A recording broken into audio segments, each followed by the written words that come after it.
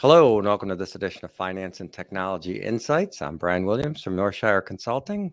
I'm Eric Bjorndorf, CEO of Evernet Consulting. What's going on, man? What's going on? Been a couple weeks, huh? Yeah, it's been a couple weeks. Sorry, that was totally my fault. The last two were misses on my part. Just had some. One was business and one was life. So sorry about that. I know our audience is missing us, wondering what's going on.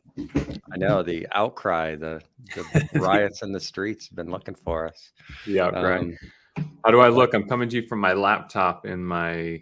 I have like a little standing desk that in my living room. I don't think. Looks pretty good.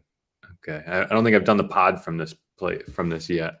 Yeah, no, looks good. So you're standing right now? No, I should be though, huh? Here, how about this? Let's see. I just hit a button. Oh, it's good. There we go. That's different. This is one of the best purchases I've ever made on Amazon. It's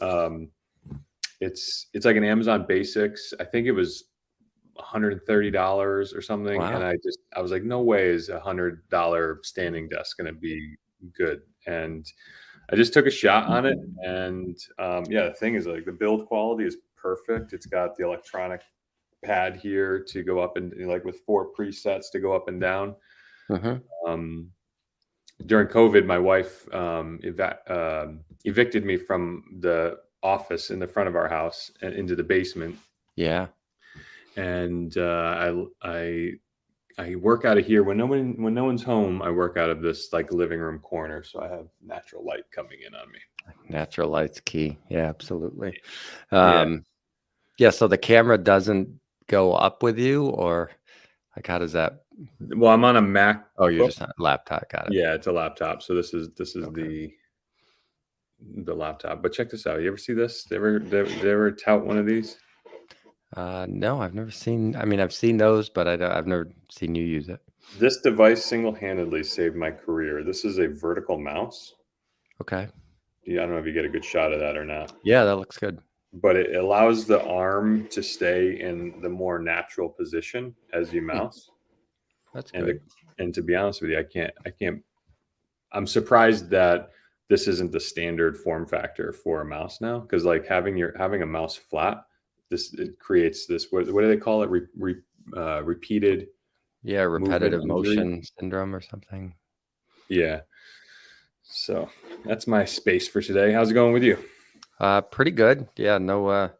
I just met a wholesaler, a rep down at Dunkin' Donuts. So I was walking to get back here for the 10:30. So I got a Dunkin' Donuts that's about a mile away, but I guess pretty much everybody in New England has that. But so that's a good meeting spot for me, because folks that are coming through, it's like easy off the highway and easy right back on. So nice. I prefer to support something a little bit local, but Dunkin's owned by somebody local, at least this franchise is. So that that's a good spot. But it was like such a nice morning. I'm like, can I really get in the car and open the garage and drive a mile and park, and like, so that wasn't happening. But so I got some cool. Got a good walk in, some listening to some podcasts, and it was good.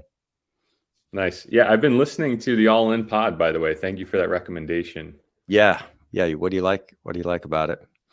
Well, I mean, Jason Calacanis has been on the pod circuit since the beginning for the last 20 years. I used to, as a technologist, I used to listen to Leo Laporte of the This Week in Tech podcast network. And he's an old broadcaster, throwaway or carryover from the 90s. There used to be when what was the extended cable, when extended cable came out and like all of these like specialist cable channels kind of cropped up. There was one called Tech TV. And so he was a host on Tech TV for a number of years. And then they turned into G4, which was like, they just kind of went in a different direction. So in the 2000s, he started his own podcast network, and he's grown it into like a pretty sizable network, actually. And during that time, Jason Calacanis was a frequent, I think even like a co-host at some point. And Really? then I think they had some falling out because Jason Calacanis, who is the one of the hosts on what is it called, the All Things Pod, Yeah, All In podcast. Yeah. all in. I think he's a little right of center on the political spectrum. Am I reading that right? Yeah, I would say that's probably fair. Yeah. Although Yeah, I I'd mean say, he's a he's the host or moderator, which he loves to pat himself on the back for, and but he does a good job really not getting his political stuff in there too much and letting the other three guys go first, is to not influence. So he'll kind of go around the table and then end up with him. But but he's yeah, obnoxious. He's intentionally obnoxious, but I think I think he identifies as that. Like kind of. yes, He's not afraid of saying something kind of ridiculous because you could Mhm. always just apologize or walk it back. He says things for what they are. He is from the San Francisco Bay Area, where big tech, so he clearly has a lot of the social leanings per se. But anyways, and I don't know who the other two hosts are. I guess some tech or science dignitaries. Do you know who they are? Yeah. So you've got Shamat, who was he was an early on employee of Facebook, and I think his one of his claim to fame is he came up with the people you might know, which seems kind of a silly thing, but that was a really big deal for them because Right. that was really what accelerated their growth and their connections, and that was one of the first. Used to be called an algorithm. Now it's just called AI, or, that was one of the first things where they really went down that path of, all right, we've got all this data. How can we use that to produce different outcomes or whatever? So that was one of the big things he did. So he brings that up from once in a while. Oh, and the other guy? Yeah. So you got two other guys there. So you got Jason, you got David Freeberg? Freeberg and David Sachs. So Freeberg, I guess he's more of like the scientist guy kind of thing. And David Sachs, I don't know what his background is. I mean, he's a tech guy and an investor, but he's the one who's probably on the show the most far right politically, I would guess. So yeah, it's funny when you pull up bios on these people, they all say the same thing. They're all entrepreneurs, they're all authors, they're all, you know, guest hosts of something. So but Right. yeah, he Guilty. yeah, right. I know. Pull up I was just everybody looking that at their website to see if they had like a family photo, but their website's kind of Spartan. But it's called the yeah, All In Podcast. That was your recommendation. yeah, It's Chamath. right up my alley. So Yeah, that's it's been pretty good. And they've been on a string of they really kind of caught me in when they started covering the AI stuff. And I know they've and then we talked one about a couple weeks ago. I don't think we've had a show since they had Kennedy on and gave him kind of a longer form. I think that's probably the longest, biggest, forum he's had to talk about some of his you talking about ambitions. And Kennedy?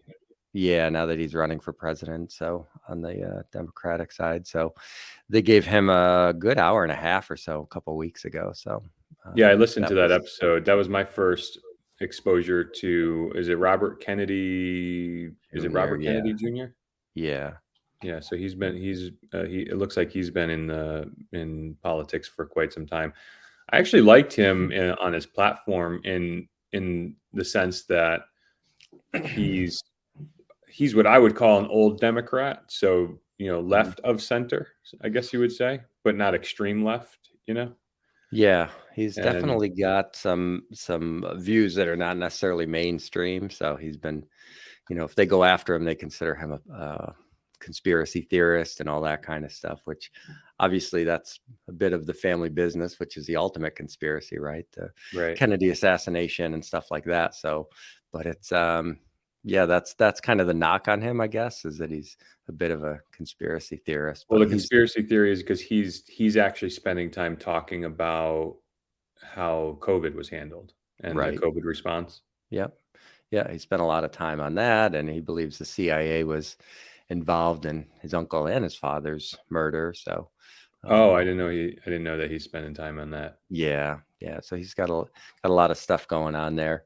Um, so yeah, I didn't really have a huge opinion one way or I was just glad that he had a platform because when he's on some other segments, you know, if he's on the normal regular daytime stuff, he'll get maybe 10 minutes and then they'll, you know, refute what he says for 20 or 30 minutes. Um, Right.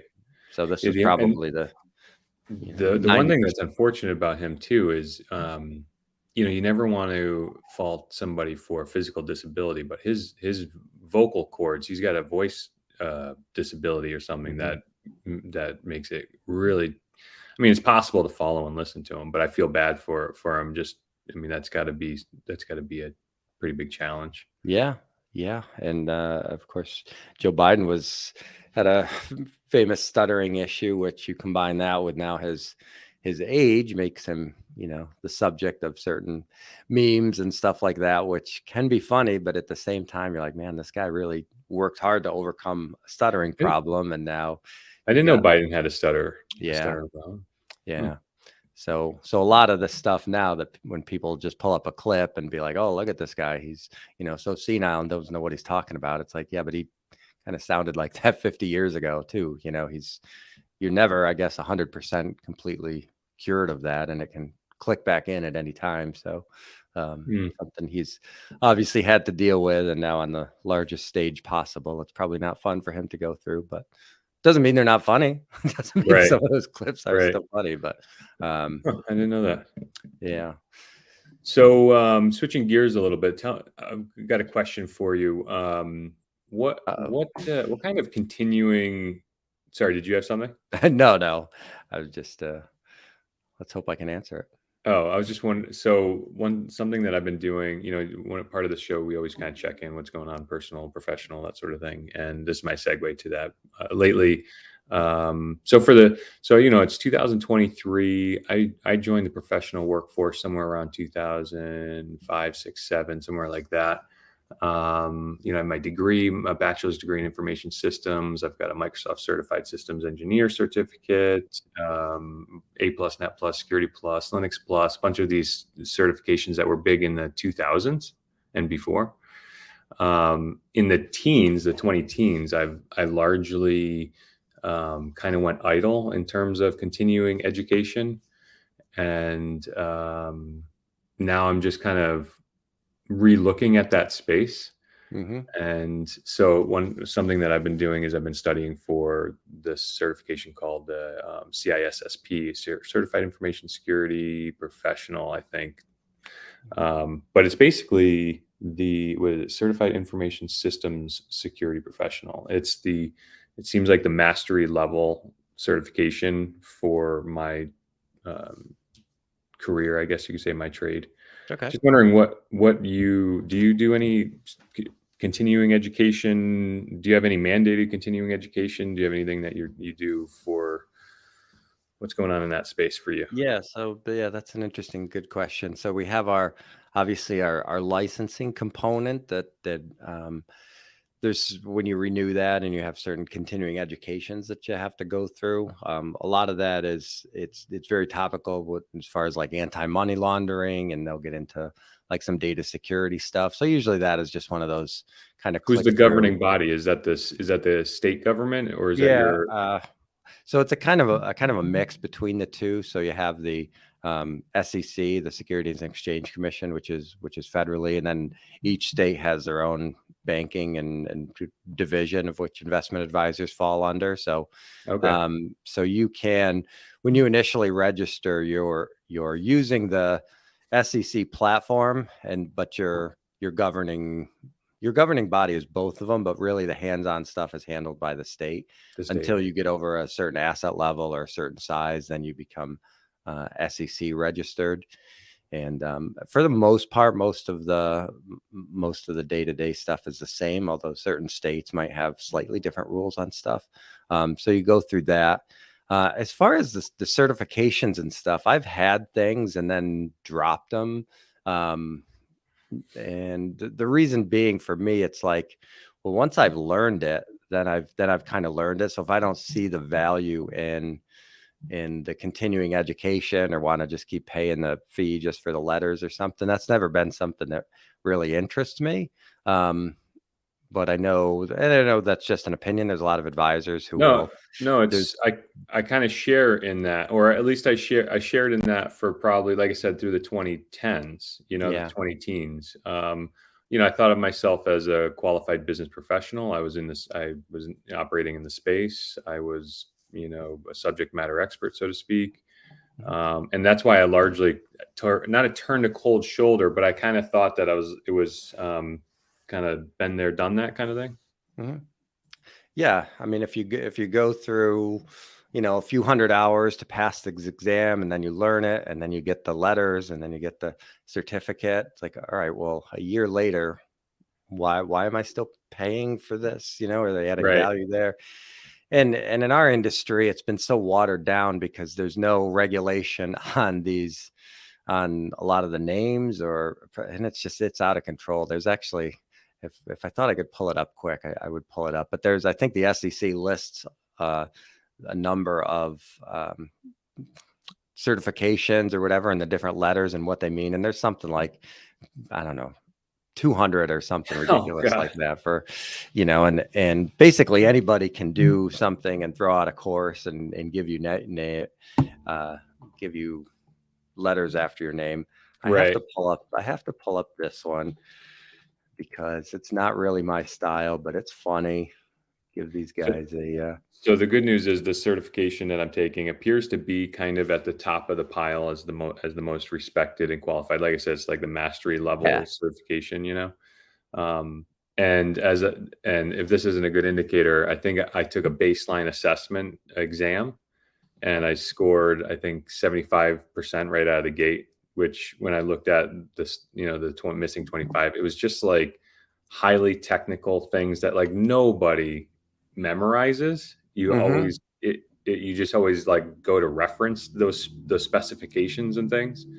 So, and the passing for the cert is 75. So, and I think I started about 2 weeks ago, and I'm now testing in the 80s. So Okay, should that's be a pretty walk good. on, which is good. So so there's a show that's on every couple weeks. It's called the Retire Holics. It's not necessarily my speed or my style, but they're good guys, they're smart guys, and they have this little show based on the 401k industry, and they have guests on and stuff, and it's kind of funny. So one of the things they did is just kind of make a mockery of all these designations and all this kind of stuff. So they started this fake designation, although you can sign up for it and receive the certificate, which is fiduciary accredited retirement technician, which is trademarked. So obviously the acronym for that is Prerequisites, non-test cost free, time frame 2 minutes. yes. So this is them making a mockery of that part of the industry with I their know when there is a fiduciary accredited retirement technician in the room. yes.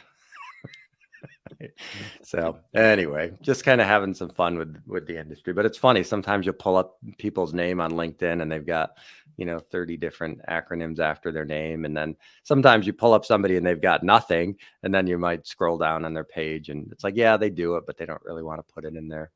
Yeah, I do see the obvious differences. I mean, there's some people who put the acronyms in their name and some who Mhm. put it in the experience below. Wonder what the mindset is. I mean, obviously there's like either you're the type to gloat or you're the type to not gloat, but Mhm. sometimes you want to represent your abilities at a Yeah. glance, and sometimes you don't. I don't know. It's an Um, interesting it is. study of psychology. Yeah, and it's a marketing piece too. So sometimes you'll sign up for these designations, and then part of your membership fee is these designations will buy television ads, and they'll say, "Oh, make sure if you're working an advisor, make sure they have these 3 or 4 letters after their name." So if they're doing that, you're like, "Well, I'm paying for this anyway. I might as well put these letters after my name on the LinkedIn." And Right. um, it's like anything else. I mean, I'll see people with, wow, they've got all these certifications, and then you talk to them and you're like, man, these people don't know what they're talking about. They're just test takers and memorizers and that kind of stuff. So, but Yeah, certainly a much talked about topic in our industry. And is it in yours too? Do you guys talk about that or? Yeah, there seems to be a clear divide between two types of technology workers, technology professionals. There seems to be the half that um, they get enough requisite experience or knowledge certifications, whether it's an associate's or bachelor's in technology or a certification. They get their job or career started, and then they don't get any more Yeah. formal certification or credentialing. Then on the other half, there's the guys and gals who just stay with it and they just get them all. You know what I mean? Mhm. And I don't know what that means either side. I mean, it seems that if you're going into the corporate environment, the certifications are a good representation of your ability to, follow a standard, follow a standards organization, follow through with things. I mean, I get that they do represent things, certain things that employers use. Mhm. So, and that's why I turn, as a business owner, I didn't really look at it for the last 10 years because my credentials are never in question. When a prospective client, um, solicits us for an engagement, nobody's ever asking our credentials, Right. Well, so there's a point in your career where the experience sort of outweighs everything else. And certainly if you're 22 years old, yeah, study it up, get those letters. I wouldn't recommend people, if that's something you want to do, I would never tell somebody not to do that. But yeah, I mean, I was given some webinars and things, and part of the intro, when you give a webinar or when you speak, you typically have to introduce yourself, and then you kind of part of that introduction is kind of laying out your credentials and experience in some summary, just so that you seem credible when you Mhm. speak. And I don't know, I just kind of thought that a friend of mine that I started communicating with after uh, not for some time.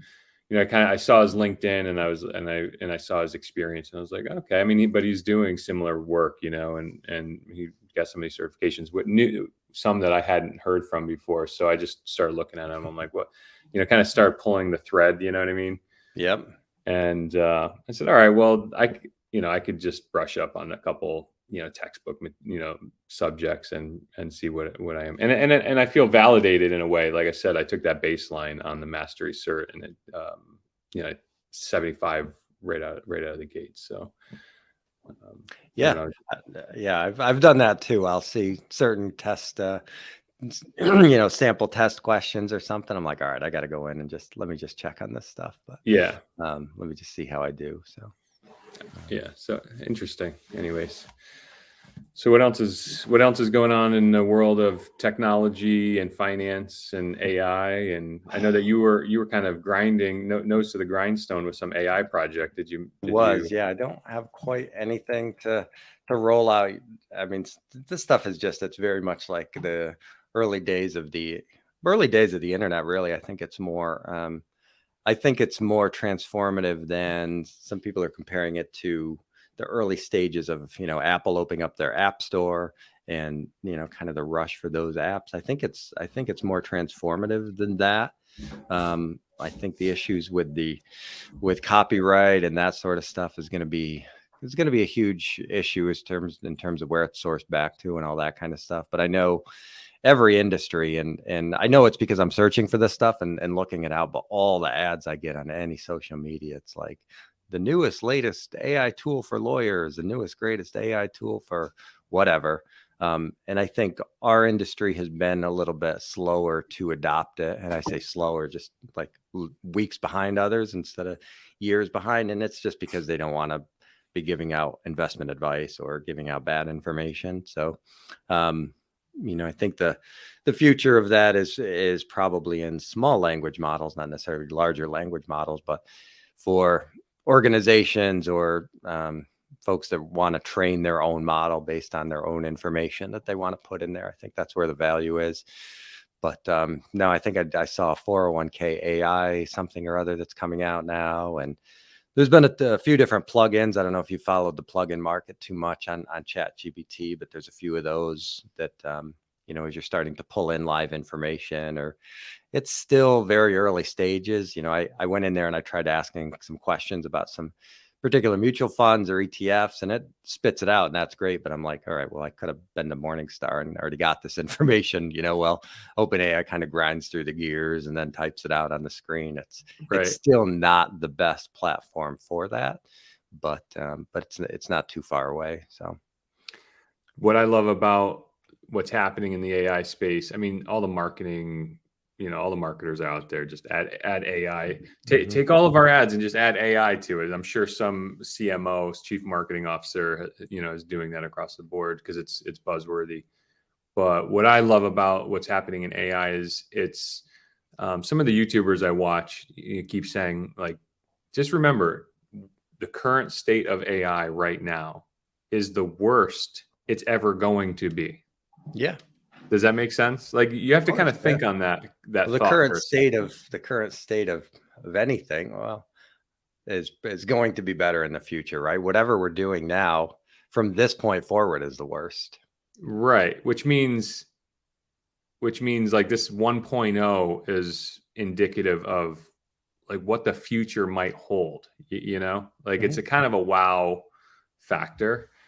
And I'm now understanding Microsoft is launching, their Copilot product, which is what you were saying is the technology is taught on the large language models, the LLMs, Mhm. and then taking that learning and then you can train it on your data set, right? So that it's taking the process of information processing from the LLM, the large language model, but then you're giving it your data set, and then it's going to able to give you that experience, Right. And I immediately see the benefits if a couple of our key vendors, software vendors, leverage this, large language model, OpenAI technology with our own data set. Like Microsoft's already saying, like, listen, we'll plug this into the Microsoft 365 suite, and all of your data that lives in Teams, your email, SharePoint, documents, we're going to index all of it, and we'll train your own AI on your own data set in the Microsoft 365 family. When that lights up, I hate to use the word game changer, but it's a game Oh, changer. everything is a game changer, right? Everything blown away. This is game changing. I But know, but it is. but you're taking this external technology and bringing it in-house, right? Yeah. On your own data sets. Well, I don't know if we talked about it because it's been a couple weeks, but my prime example is annoying employee replacement, right? You've got Bob Smith. He's 60 years old. Nobody likes him. Everybody hates him, but he's got that company knowledge that you can't, that he needs to hang around because everybody goes to Bob Smith with questions. He's got all the answers. But then you realize, well, you've got 25 years of emails of Bob Smith. You have everything Bob Smith knows and more.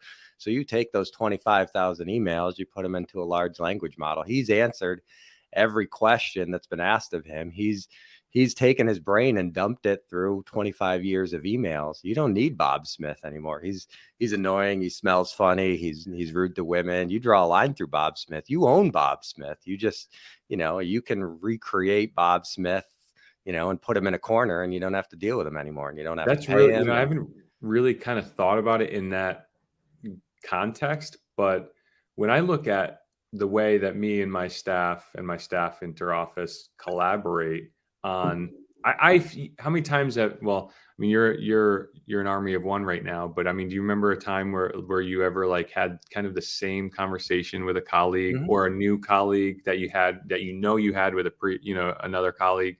Sure. I mean, I can think of that repeatedly, and most of those exchanges happening in Teams or email, right? Yeah. And if you could just have, we maintain a knowledge base for, we're really big on documentation, both on processes and policies and things, Right. and we maintain a bespoke knowledge base. But if the aggregate data set in the company becomes the effective knowledge base, and then to pull that knowledge base using like a chatbot interface. Sure. I mean, that's incredible. Yeah, I mean, for, it's employee replacement or employee duplication, right? We've got all your company content for 20 years, so you create a virtual Eric. As the resident technologist, I prefer to call it employee augmentation, right? You still Augmentation. have to have the human making the inquiry. I mean, maybe Bob can stay, but when somebody comes to Bob and says like, "Hey Bob, how do we configure that contract for that account in Sarasota?"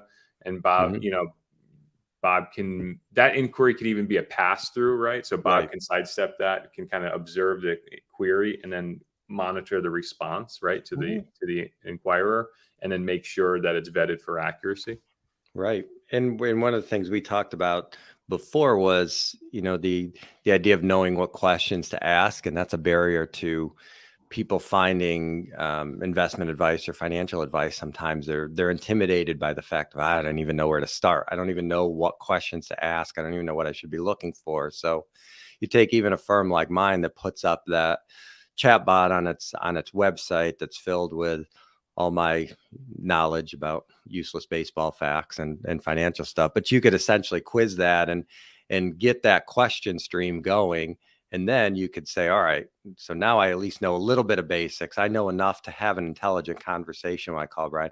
And oh, by the way, I'm going to take this chat history and I'm going to email it to Brian before the meeting so he knows what I'm talking about. And now I'm better prepared for the meeting, but also so is he as the advisor, because I asked about 401k plans with 7 employees. I asked about, how to care for an elderly parent or, whatever. So now you've got that meeting that used to take an hour as everybody's, sort of feeling each other out, whatever. And you've condensed that into a half an hour because you've got the ability to, pre-question stuff and pre-read those questions. And so that could happen with like a customer facing thing, but also internally, somebody who's, intimidated by asking Eric a question because he's so forceful, or they don't want to be embarrassed about something. But so they asked the chat bot, and they're like, oh, okay. And I kind of have a basic idea of what I'm talking about. So now I'm going to go to Eric and now I'm going to say, all right, Mm. based on what I know, that type of thing. So,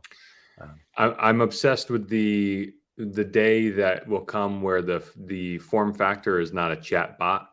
yeah, you like the audio stuff, right? When this thing becomes conversational, right? It can become the third person in the room. Mm-hmm. It could be there. Literally, if you were to just say chatbot, like, you as the practitioner, for Mm-hmm. example, like chatbot, have we forgotten anything during this intake meeting? Like you just say Right. it conversationally, right? Yeah. And chatbot just comes back to you and naturally spoken. Well, let's see. We covered this, this, this, and this. And typically during an intake call, you cover this, this, and this. And these are the things that apply to based on the data that you know what I mean. And it just Right. becomes And that natural speak, as if it was the third person in the room. yeah, and that comes from your closed or small language model, not necessarily from a large language model. But that's, yeah, I mean, that's days or weeks away. That's not months or years. That's very much happening now, as far as like quizzing documents and things like that. And Right. you Yeah. can cobble together, if you know what you're doing, you can cobble together even, ChatGPT to be voice command. You can do that now from your computer, but it's not necessarily Yeah. Well, that's what I'm saying. user So, like friendly. last week, OpenAI released an iPhone official app. I know that Mhm. you're an Android user, but do you have any Apple devices?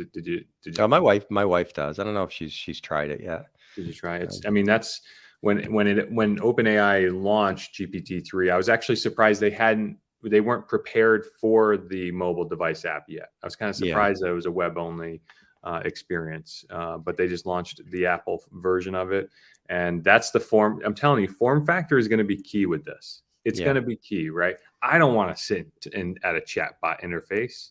Mhm. I mean, I know that there are certain transactions where that is the appropriate interface. When you go to a website and a chat bubbles pops up, like if that's now like a chat bot that makes sense, then that makes sense. But that really is kind of the only form factor. I mean, maybe even in Microsoft Word with Copilot coming from Microsoft, which is their implementation of the private cloud um, AI, I guess. Their form factor is like a sidebar in Word, which will be a chat bot with you. Right. But like, I don't want to like type in a chat bot in Word, be like, pull me up some, a Right. contract, draft me a contract from some, blah, blah, blah. Right. Like, I want to have an open mic, a full duplex mic experience where like the thing is listening while talking. That's what full duplex is. Like the Amazon speakers and all the smart speakers, those are called half duplex. So like they listen, they you can't talk and listen at the same time. Like Right. what we're doing is full duplex. You're listening and talking. Mhm. That's going to be the game changer, because that's really that's where that ultimate goal of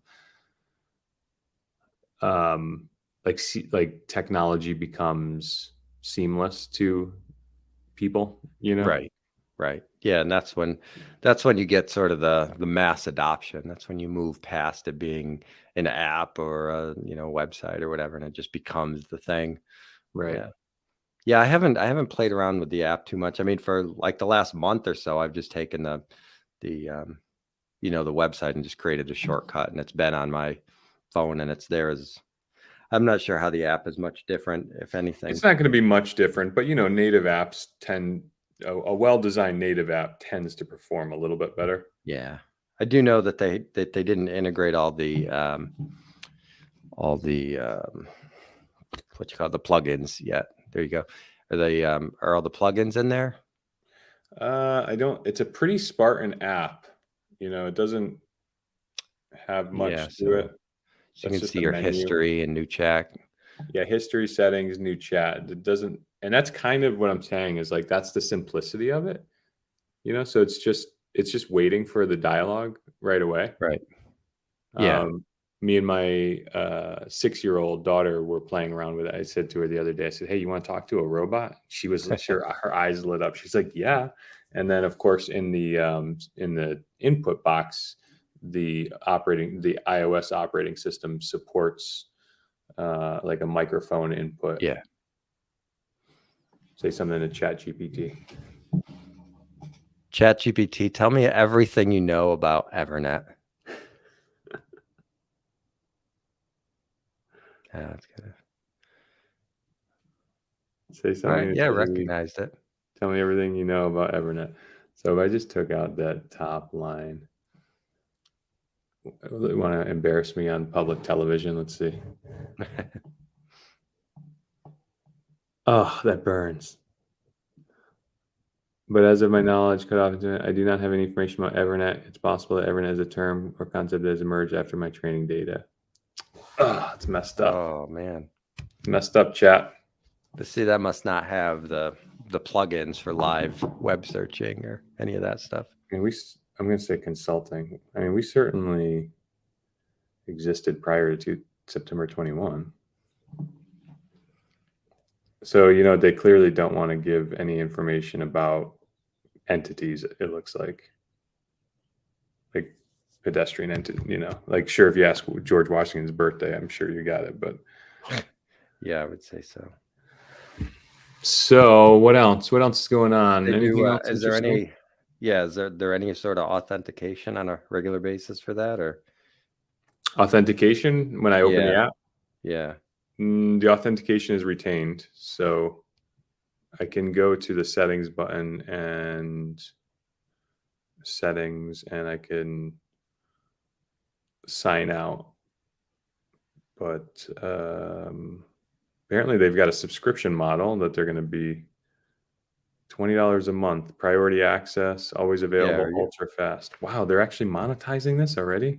Yeah, that's been out for like a month or so. I've been a subscriber because that's where they said the apps were going to come from, and that was the only way you could get access to ChatGPT 4 for a while. I don't know if that's on your app or not. Wow. I didn't know. I thought this was still kind of like a scientific workspace. I didn't realize that they were going full monetization like that. They were losing so much money on the processing. It was like 10 cents a search or something. Yeah, I don't know if it was that high, but yeah, it's a lot. Yeah, it was a lot. So what did you see with Montana banned TikTok, kind of a fake ban or whatever. But certainly not something I'm a big fan of. But did you see that story? I did see that story. That's interesting. Okay, we can switch gears to that. So, I mean, at the face of it, you said you're not a fan of it. So, what's your response? Well, I mean, I think it's a dangerous path to go down where you're banning certain content providers. I mean, can you imagine banning a TV station or a newspaper or something like that? And the fact that it's owned by China or whatever, and to TikTok's credit, they've actually started to making steps to kind of prove that they're worthy of being included on Montanians devices or Montanians? whatever. Yeah. But yeah, I mean they said that they've got to deal with Oracle, and U.S. data is housed in the U.S. and stored on Oracle, and Oracle has walled that off from any outside hits or any sort of malfeasance. So they're taking the steps to take. I don't particularly see a problem with having the TikTok on the phone, but obviously Montana does, and I just it sends it down a bad path, in my opinion. Yeah, I tend to agree with you. On the surface, it completely looks like right wing xenophobia and China hate. And I think that's, I don't subscribe to that at all. They're an autocratic government, which is ideologically different from ours. And obviously I don't support, they, I don't know what I saw, but I just saw some media recently said something to the effect of our digital privacy policies are all rooted in the Fourth Amendment, for example. Mm-hmm. And like China, for example, like has an out and out like policy of like you're not entitled to privacy. As a citizen of China, you're just not entitled to privacy. And what do they have? 1.3 billion people that are just super okay with that. Yeah, I find I that mean, I find it incredibly fascinating. yeah. I mean, in terms of privacy, do you feel like you've got a big? Do you feel like you're? Is there much you can really do in private in the U.S.? I mean, you'd like to think so, but Well, I mean, there's probably privacy, virtually nowhere you go where you're not on camera. So but there's much of different kinds of applications of privacy. So in the certification studying that I was doing, and of course I'm not going to regurgitate this on the spot really well, but there was a law passed in the 80s that supported the Fourth Amendment and the right to privacy, and basically that is it inhibits the government's ability to share information about individuals to addition to lateral government entities. So like right. that is the American privacy model, if you will. Mm-hmm.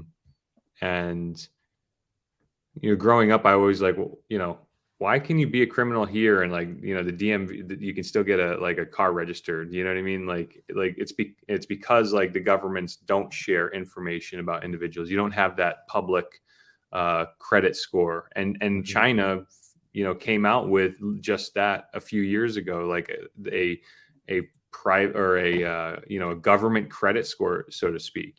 So Mm-hmm. China does. And I'm speaking totally out of school here, but one presumes that the information about an individual is in all of the databases of that pertain to the government of China. You know what I mean?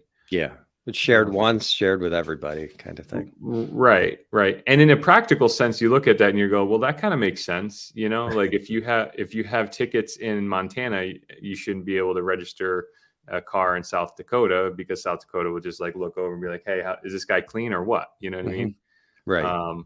But the American privacy model is like, no, like let's not make it any easier for the government to have that iron grip, I guess, on the individual. Yeah, and some of that, the state to state stuff has to do with, state rights and all that kind of stuff. I don't know if there's much difference between state to state in China. What do they have, provinces probably, or Right.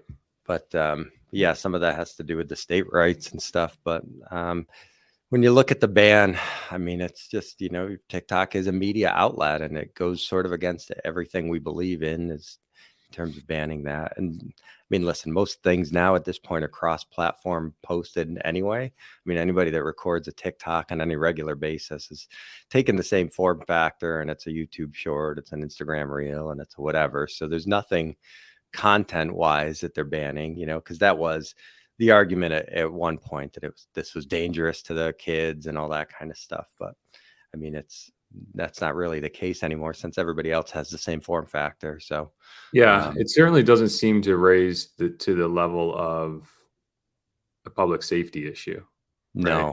no, I I mean, think that's pretty I much mean, it's dead. America's Funniest Videos on mobile. I mean, Hmm.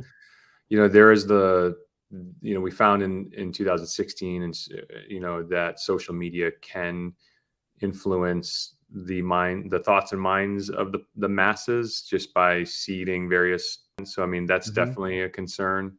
But but that's also happening in our It's domestic always been, media. yeah, it's always been that way. I mean, the news, I mean, and it's much, yes, you're in the information age and the disinformation age. So it can be difficult to find out what's right. But I mean, if you're 150 years ago and you lived in towns with two newspapers, that was it. I mean, that Yeah, was, the stuff that was written about candidates and stuff back then. I mean, it's brutal. It makes yeah, it today's look was. It very was. lame and tame. So, you know, media influencing elections, you kind of shrug your shoulders at that and say, well, that's kind of what I'm they kind of do. surprised the boards of education, both federal, state, haven't haven't done more to build or evolve the curriculums Hmm. to teach more about, like, just because you read it on the internet doesn't make it true, you know? Yeah. Yeah. Um, That's a good point. I think there's a lot of room for, I mean, that's where the energy should be focused, in my opinion. I mean, like, build a better baseline or base of a knowledge base rather among the community, you know? Mhm. Um, I know it's extreme and it's hyperbolic, but you ever see that movie 300 with the Mhm. 300 Spartans that take on Yeah. the Yep. Persian, at the beginning of that movie, I mean, it's very dramatic, but they emphasized that, like, you were raised from childhood how to be a citizen, and Mhm. I mean, let's call it indoctrination if you want, but it's an education or knowledge transfer to what you want your society to look like down the Mhm. road, and I mean, I think our generation has long blasted, our parents' generation and the Board of Education for not teaching simple things like how to write a check, Mhm. how to vote. You learn about civics and you learn about a bill in seventh grade, but, like, Right. do you really learn how to vote? Do you really know? A lot of these knowledge gaps. I think to that point, I think that all of this new stuff that foreign governments could be influencing how you think by TikTok. Like, Mhm. if you just, you know what I mean? Yeah. No, I think there's definitely a path for schools to teach where to find, although I don't even know what the good sources are anymore, right? Um, but I But don't it's not know. just say look here or look there. It's Mhm. just a teaching of, like, be critical thinking. Yeah. I think my first critical thinking class was maybe in high school. You know what I mean? Yeah. Did you pass? I don't know. Probably. Yeah, I mean, so maybe that's part of it is just looking at. I remember kind of doing that in school too, where they would give you like two articles from two different news sources, and say what is this is the exact same thing that could happen. I'm Right. sure there was probably made up and nothing too, Right. but you can And with take the same event and report it in different ways, and And I mean, and with the rise of deep fakes, which are driven Mhm. from AI, I mean, critical thinking is going to be so important. You know, Yeah. you can't trust anything that you hear on a digital device anymore, Mm-mm. you know? Nope. Or see. Nope. Um, and so like the lessons of that experience, should the regulators be focusing on trying to stifle this stuff, or should they try to educate? I just think education is a better spend, teaching the community and the citizens, our young citizens, saying like, um, you know, just critical thinking, and be cautious of how, because the big fear right now is, with deep fakes, and if people can produce videos and audio of, social engineering is going to go crazy. That's a form of hacking. Is getting, Hmm. when the phone rings and it's like, hey, I'm calling from I'm calling from Verizon. I need your password to your account. And then they give you some legitimate sounding validation to make you believe that. I mean, that's any kid in his basement is going to be able to produce some AI generated Sure. videos and audios to just hack people. Um, I Yep, think you're that's getting it failing. now with like the infamous grandmother calls, like, oh, Right. your grandson he's away at college and he's been, he didn't do anything that bad, but he's, he needs, Hey, Graham, $1,000 it's in bail Ryan. money. I'm in. I took a trip to Quebec, and I ran out of cash. Can you Venmo me some money? You know what I mean? And Grandma's Yeah. like, okay, I'll send it over to you. Yep. And so we're recording this on Tuesday, the 23rd. So you probably saw the story yesterday about an AI generated fake photo that showed a explosion near the Pentagon building. And it did have an effect on the market. And it was shared on Twitter by a lot of blue check marks. Case in And point. well, yeah, when you start to really look at this photo, you can pick out some things. But if you're not super familiar with the area, but there was If you're not one of the many fact checkers that use social media, Yeah, exactly. But this was spreading. It spread quickly in the market. If you look at the chart from yesterday, there was is there a dip? a significant dip and it rallied back quickly. But yeah, I mean this is only the beginning. It's just going to continue happening. I don't know Yeah. if if you've seen any of the deep fakes, which are obviously fake. Nobody would accept them as them, but where it's like the rap videos of Trump or Biden or Yeah. even Well, Obama's in did you see some. the Those one are of them playing video games? yes, Oh, yes, it's and so those are funny. funny. I mean, they're obviously fake, but it shows you the potential that's not Well, coming, that is there now. how It's about how about this body of work that you and I have been doing for the last year and a half? We have plenty of visual and audio content of our identities now that Mhm, um, I'm happy to say that my grandchildrens will forever be able to pull me up and have a conversation with me. mhm. That's Yeah, kind of cool, exactly. right? Yeah, we'll be able to recreate you when you're gone. No question about Not that. sure anybody will want to do that, but we'll see. Mm. But no, it's definitely a possibility, and have conversations with people that have long since been gone. And I guess But the language modeling can actually infer based on all of the words what you statistically would have said. So the accuracy is probably pretty good. yeah, and it's not just the audio, but we've got, Instagram posts and Facebook posts and LinkedIn and all that kind of stuff. So when you've got the fake Eric and you're like, oh, 5 years ago when you were at this festival, what did you think of it? Yeah. Well, we know you were at that festival 5 years ago because you posted it and checked and tagged the location and shared it and all that stuff. So and you combine all that data with. What if psychology evolves to using artificial intelligence where someone builds an app that scrapes all of your social media, builds a digital version of yourself, and during your therapy session, you have to have therapy with yourself. Mhm. Can you imagine? Like this can be touched in every industry where you're like, holy shit, I really don't like myself, Yeah. And then as a result of having an interaction with yourself, you could see kind of what your mannerisms are, what your tendencies to um, your proclivities, are, and then you'd be like, oh, I need to scale that back, or I need to not, Mhm. what I mean, say that. Well, what about another one as far as and you've done some posts on like digital reputation and stuff like that. So I had this meeting the afternoon yesterday with just another guy who's in the industry, not doesn't do exactly what I do, but industry adjacent. And I started seeing a lot of his posts on LinkedIn, and I always read them, and they were like a good length or content or whatever. And I just messaged him, and I'm like, hey, I've been reading your stuff. It looks like personality wise, we'd kind of get along, and he's kind of got a certain language or cadence to him or whatever. And sure enough, we ended up connecting yesterday and had this conversation. But you think about what you post and when you post it and all that kind of stuff. There's a digital image someone has of you that's maybe never even met you, doesn't comment, doesn't click the like button, but they've read all your content and they have this perception of who you are. And maybe you're only posting negative things. Maybe you only comment because you're trying to start a conversation or trying to, pull a lever somewhere or something. But maybe that's not really who you are. So you could, a company like yours say, all right, you've got this digital footprint of your business. Let's create an AI model that basically reads back not reads back, but where you could ask it questions about what do you think about this?